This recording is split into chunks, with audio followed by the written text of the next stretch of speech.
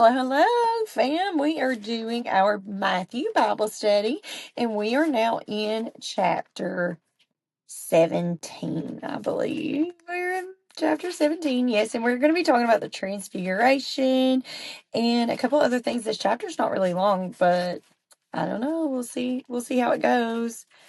We got lots to talk about, so let's just go ahead and pray and jump into it. Father, in the name of Jesus, God, I just thank you, Lord, for the opportunity to read your word today, God, and just study it out and to be able to teach these people, God. And I just pray that you will give me the wisdom and guidance and the words to say, Lord, that would honor you and glorify you and your work, God. And I just pray that you would open up the eyes and ears of everyone listening and watching this, God. I just pray that it would just reach their spirit, God, that it would awaken them, Lord, that they would hunger and thirst for you, God, and your word, and that they would want to know you more, God. And I pray that we all learn something about you today that we didn't know previously, Lord. And I just pray that you would just keep us coming to your word to learn about you, Lord, and to have a relationship with you. And we thank you and we praise you and we ask this in Jesus' name. Amen. Okay, so, all right, today we're going to talk about the Transfiguration. Okay, chapter 17, verse 1.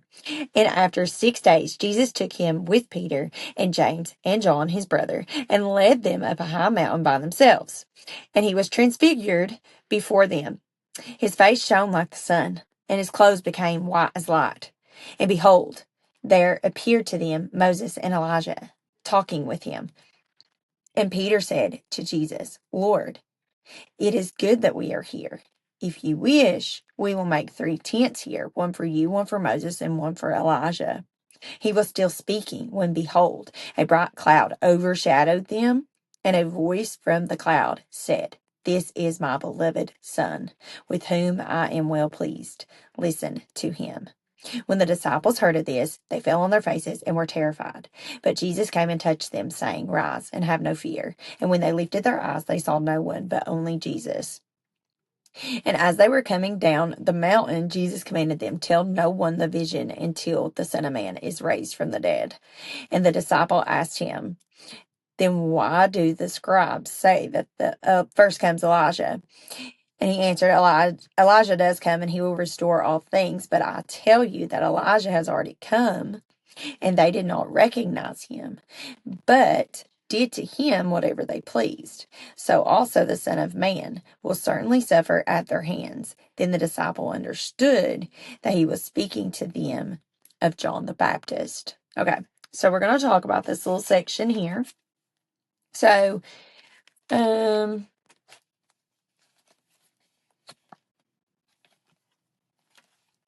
think, let me gather my thoughts here on the Transfiguration. Okay, so the Transfiguration, it was after 6 days. After 6 days, it said, 6 days after when he was saying, you have to take up your cross and follow me. He was telling about his death and his resurrection, and he also had taken them to Caesarea Philippi, and that's where Peter had proclaimed that Jesus is the Son of God. He is the Messiah. So 6 days after that. So the number 6 is significant. Anytime you see a number in the Bible, you got to look it up. Look up the biblical significance of that number.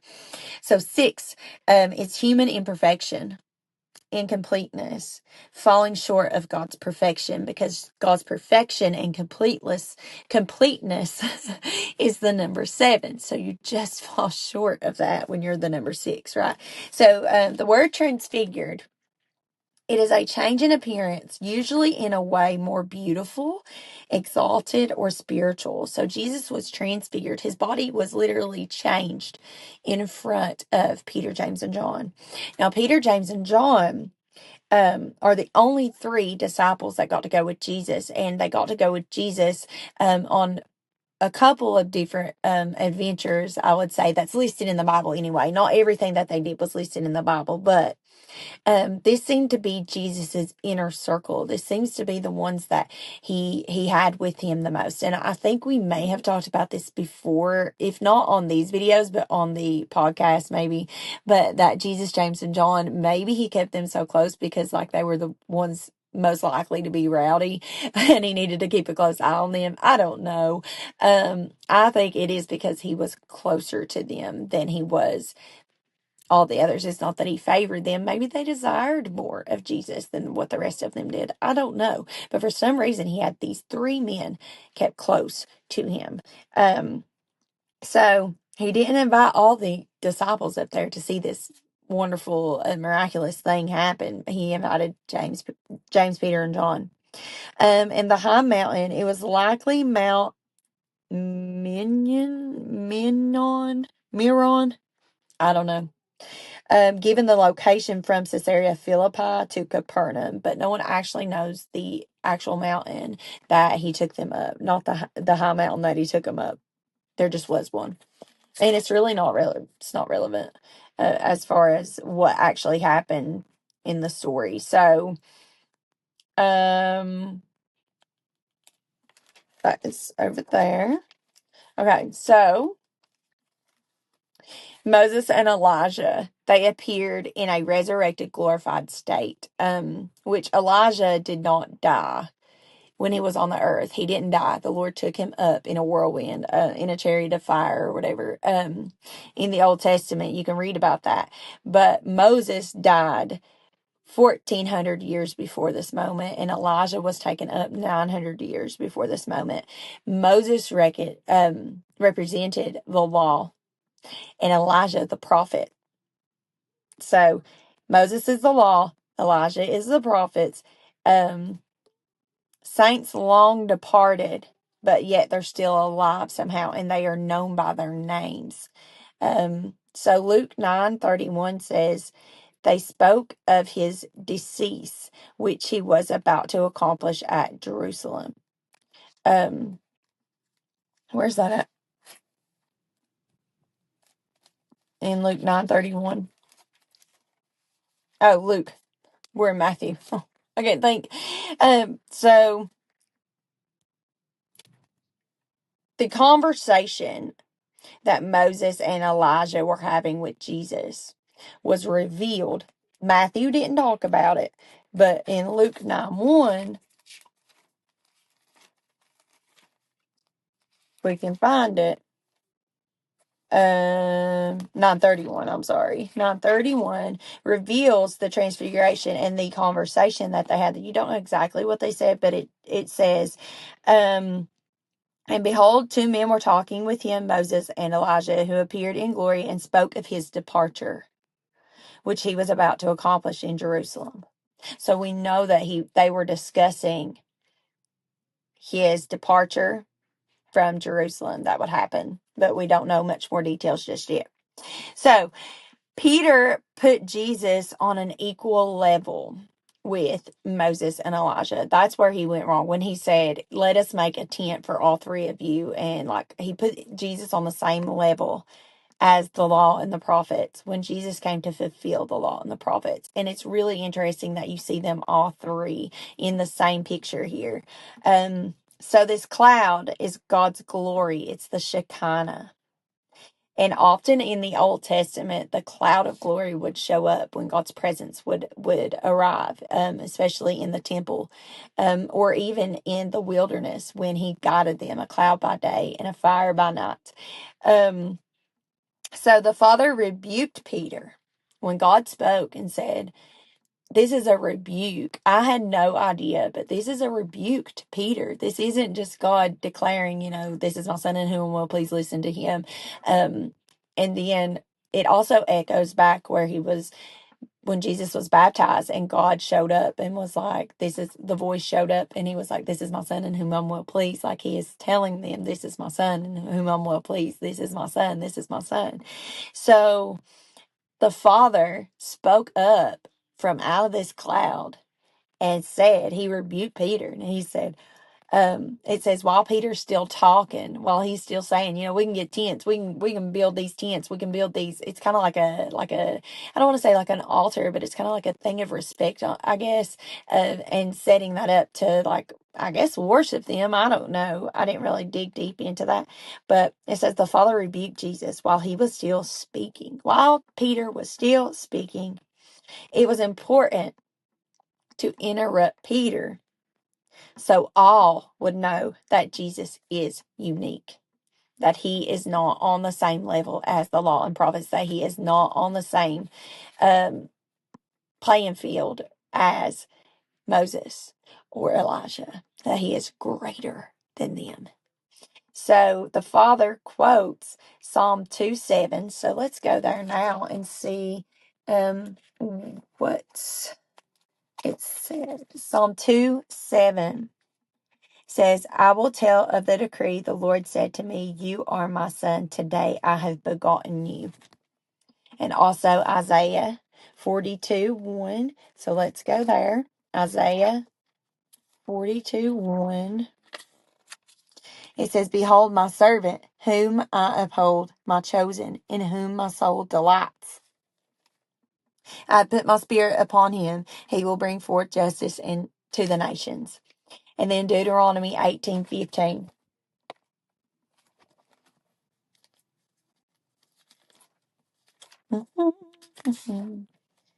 18:15. The Lord your God will raise up for you a prophet like me from among you, from your brothers. And this is Moses speaking. It is to him you shall listen. So the Father, that's what it's talking about. Like Jesus is a prophet raised up. He's a prophet, he's a priest, and he's a king. He fulfills all the roles. He's not just a prophet, and he's not just a king. He's not just a priest. Like he is the whole thing, the whole shebang. He's all of them. Okay. So let me see. That might be all I have for that one. And I also want to state this because I love this, that Moses, if you read in, I think it's Deuteronomy, when, or maybe it's in Numbers, I don't remember, but in one of those, when Moses disobeys the Lord, when he strikes the rock instead of speaking to the rock like God told him to, and God said, you can't go in the promised land. He had to see the promised land from afar. Like he took him up on this mountain and he's like, look at the promised land. Like you can see it, but you cannot enter it because you disobeyed me. And it was very heartbreaking moment. But anyway, Moses did get to enter the promised land just then in the transfiguration. That is my favorite. One of my favorite parts of this story is like the redemption and the restoration, and like Moses did get to enter the promised land. And I'm sure, like, compared to being in God's presence and in his glory, like the promised land paled in comparison. But just the fact that Moses did get to enter the promised land with his glorified body, like alive and well, like it was amazing. It's great. But anyway, so and when they had came to the crowd, a man came up to him and kneeling before him said, Lord, have mercy on my son, for he has seizures and he suffers terribly. For often he falls into the fire and so often into the water. And I brought him to your disciples and they could not heal him. Jesus answered, O faithless and twisted generation. How long am I to be with you? How long am I to bear with you? Bring him here to me. And Jesus rebuked the demon, and it came out of him, and the boy was healed instantly. Then the disciples came to Jesus privately and said, why could we not cast it out? And he said to them, because of your little faith. For truly I say to you, if you have faith like the grain of a mustard seed, you will say to this mountain, move from here to there, and it will not move, and nothing will be impossible for you. Okay. So epileptic symptoms is, well, his epileptic symptoms was demonic activity. In Mark 9:14-29, the boy was made mute and deaf by this demon. And then the word for it was, I can't say it, seleniazeth. Yeah, and it means moonstruck or unable to think or act normally. And it also tells us in this passage here about the disciples not being able to cast it out, and they could cast out other demons, that there are different ranks in demonic power. And that is evidenced in Ephesians 6:12, powers and authorities, rulers and dominions, and It talks about that.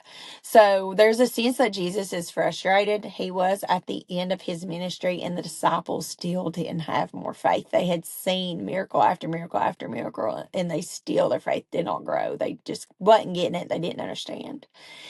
Um, he said that you could move mountains. So uprooter of mountains was a phrase in the Jewish schools for a rabbi distinguished by legal or personal experience, exceptional wisdom, and ability to solve problems, seemingly overcoming impossible obstacles. And this is what uprooter of mountains mean. Like you have exceptional wisdom and you'll have the ability to solve problems, seemingly overcoming impossible obstacles, uprooter of mountains. So that makes sense, and it would have given them a lot of faith to hear Jesus say, you can say to this mountain, it shall be moved. They would have thought of that uprooter of mountains, that you could do anything. You have exceptional wisdom and you have the ability to solve problems, and you can overcome impossible obstacles with this faith. So when Moses came down from the mountain, he was confronted by Israel's apostasy, and that's in Exodus 32. So on Jesus' return from the mountain, he enters a scene of spiritual conflict and unbelief. There's a comparison there. When Moses came down from the mountain, so Jesus had just transfigured on this mountain.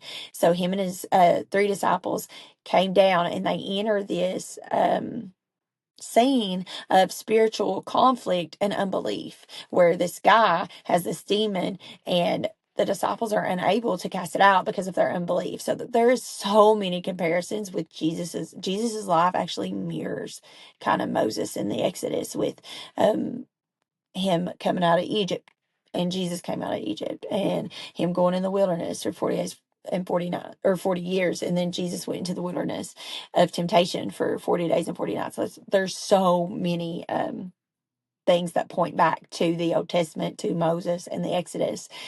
Okay, so Jesus rebuked the demon and it came out instantly. Why couldn't they do it? Jesus told them, because of your unbelief. So faith as small as a mustard seed. Faith in God. It matters where you put your faith. Not faith in yourself, not faith in anything else in this world. Faith in God. If you have faith in God, as small as a mustard seed, it is more powerful and more potent than any other power in the world, in the universe. And there's also in a different book of the gospel, it adds fasting. It says prayer and fasting. So this strengthens our faith in God when you pray and you fast, and it displays an occupation with and dependence on Jesus. Occupation with and dependence on Jesus. Sorry, I couldn't read that right. My mind was messed up. I was up half the night, so I'm like, ugh. Yeah, but anyway, so I'm trying to get through it. But anyways, yeah, so other books of the Bible say you couldn't cast it out because you have to have prayer and fasting. But this one does not say that. Matthew left that out. So don't mean that he didn't say it. Maybe Matthew didn't hear it. Like, I don't know. But anyway, so what did I write here? Oh, okay. Next part here. So Jesus again foretells his death and his resurrection. So he already told them before all this happened.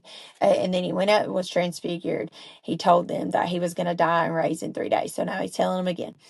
As they were gathering in Galilee, Jesus said to them, the Son of Man is about to be delivered into the hands of men, and they will kill him, and he will be raised on the 3rd day. And they were greatly distressed. So when he said the Son of Man, this is a messianic title that Jesus used to express his heavenly origin, his earthly mission, and I don't know what this is, and his future. I don't know what in the world. I don't know. But anyways, so he told him the Son of Man is about to be delivered into the hands of men, and they will kill him, and on the 3rd day he's gonna rise again. So they're starting to get nervous about this, but they still don't really understand it. All right, the next section, it says the temple tax. So when they came to Capernaum, the collectors of the 2 drachma tax went up to Peter and said, "Does your teacher not pay the tax?" And he said, "Yes." And when he came into the house, Jesus spoke to him first, saying, "What do you think, Simon? From whom do kings of the earth take toll or tax? From their sons or from others?" And when he said, "From others," Jesus said to him, "Then the sons are free. However, not to give offense to them." See, sometimes Jesus don't want to offend people. There's a time to stir stuff up, and there's a time to just do what they say and go on. Jesus did not have to pay this tax, but don't poke the bear. Like, don't stir up stuff when it's unnecessary to stir up stuff. Like, you don't go around just picking fights just because you can. There's some hills you can die on. There's some hills you cannot die on. This was a hill that he was like, just pay the tax. It's fine. Just pay it. Like, no, I don't have to, but don't cause offense. Now's not the time. Just keep the peace. There's a time to keep the peace. There's a time to stand up for what you believe in and cause a ruckus and cause problems. I mean, not really problems, but cause a shaking. This was not one of those times. So he said, in order to not give offense to them, go to the sea and cast a hook, take the first fish that comes up, and when you open its mouth, you will find a shekel. So take that and give it to them, one for me and one for yourself. So Jesus avoided needless controversy. Peter usually used a net. So this was very weird that he said cast a hook. So it was intentional because he only wanted one fish. Use a hook. Peter would have used a net to catch a fish, but he only needed one fish. So he used a hook and he went and he got that fish. Jesus actually didn't owe the price, but he paid it, and he paid for Peter too. It is normal. This is a normal tax for every Jewish man. And so the paragraph here would have dated this before 70 AD because Rome came and destroyed Jerusalem. So this would have dated it. So when Jesus said that to pay the temple tax, in another gospel, it says to Caesar, and there's a whole challenge that the Pharisees come up with on that, but we'll have to wait till we get to the other gospels before we talk about that because it could get a little confusing. So we're just going to go with what this text says, and then we'll fill in the gaps as we go into the other gospels. But for right now, this is dated before 70 AD, obviously, so we know that Jesus was crucified way before that. And the rabbis were actually exempt from the tax, but Jesus just paid it. And he paid for Peter too, and he was like, I don't have to do this, but I'm just going to do this. I will say in maybe Mark, he says, they ask him, like, should you pay the tax to Caesar? Like, and if he said yes, then they would say, well, you're going against the Jews. And if he said no, then they'd say, well, you're going against Rome. And either way would have gotten him in huge trouble. And he actually just said, whose inscription is on the coin? And they said, Caesar. And he said, well, pay to Caesar what is Caesar's, and then pay to God what's to God. And he like blew him away with his answer. But he just went ahead and paid it to just avoid unnecessary controversy and strife and, whatever. He wasn't afraid of them, but he handled this very wisely. All right, so that is it on this chapter. I hope you all got this. I have struggled to get the words out of my mouth. I'm not even kidding. But I hope that you guys learned something that you didn't know before today. And I hope I was able to cover everything. There was so many notes that I was trying to keep straight, but it's okay. All right. So, tomorrow we will talk about chapter 18. It's not too long either, but I've got a ton of notes, so we'll see.